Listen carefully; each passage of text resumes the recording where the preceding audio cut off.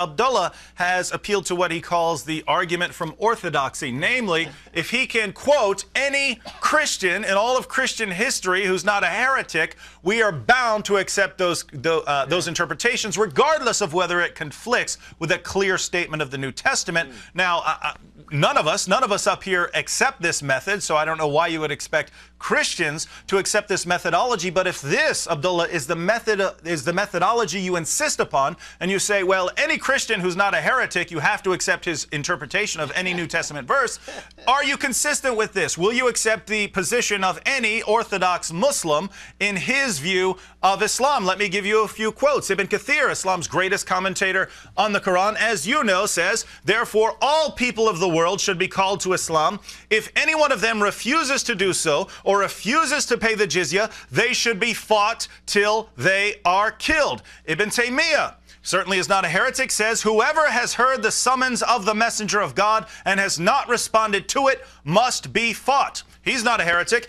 The Hanafi jurist Shaybani says that Muslims are to combat those who disbelieve in God. He's not a heretic. Sheikh Burhanuddin Ali, not a heretic, says the destruction of the sword is incurred by infidels, although they be not the first aggressors. So even if they haven't shown any aggression towards you, by being infidels, they incur the sword. This is not an infidel. According to Averroes, the medieval master of Islamic law, he says that scholars agree that all polytheists should be fought. The Maliki jurist Ibn Khaldun says that in the Muslim community, the holy war is a religious duty because of the universalism of the Muslim mission and the obligation to convert everybody to Islam, either by persuasion or by force. The Maliki jurist Ibn Abi Zayd says this: jihad is a precept of divine institution. It is preferable not to begin the hostilities with the enemy before having invited the latter to embrace the religion of Allah,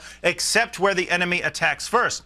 They have the alternative of converting to Islam or paying the poll tax, short of which war will be declared against them. So here you have Orthodox Muslims saying that Muslims are supposed to be fighting everyone and that they are to do it in order to spread Islam. Do you do you respect and agree with the words of all of these men? If you're consistent, you have to. If you reject anything any of these men have said, you have violated your own principle, which you are trying to force upon us. Go ahead. Well, David, it's good to hear your voice again. I haven't chatted to you since July and so on. We have to also discuss the other matter concerning the websites, I think. But anyway, back to the point. Yes, go ahead. To the point. Well, firstly, I'm not bringing only one Christian scholar. And I didn't bring you one Muslim scholar, but go ahead. Right, fine. We're talking John Calvin here, Thomas Aquinas. I'm not even a Calvin. And Augustine. Abdullah, did you hear his question? Because you're running again, which is typical of your kind. Did you hear his question? I'm getting to it. Okay, please get to it, because none of these sources, you probably didn't understand, David. Let me walk you through it. We do not appeal to them as infallible authorities, Abdullah. See, I can talk over you. We do not appeal to them as infallible authorities. We recognize exegetes can be mistaken. This is why we said, prove it from the contextual data that you misquoted from.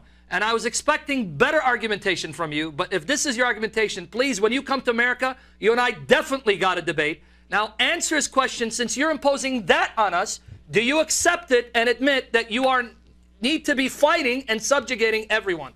Answer the question, Abdullah. Please stop running.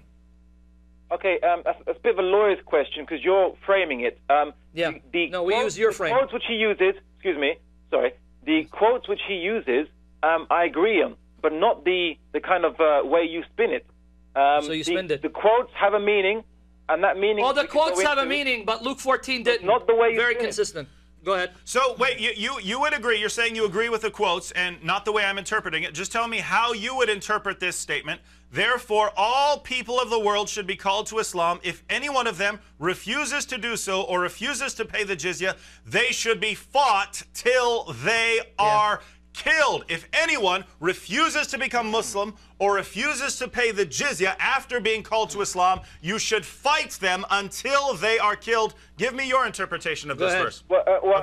Actually, Islamically speaking, the stronger opinion is that if someone refuses to pay tax, like in every country, you can stronger opinion. No. I gave you Ibn Kathir. He is an Orthodox Muslim. He's an Orthodox Muslim, and so you are compelled to agree with him by the argument from Orthodoxy. You notice appeal to stronger opinion. Oh, I see. So when we appeal to stronger opinion, Jesus and the apostles, that's not good enough. You're very consistent.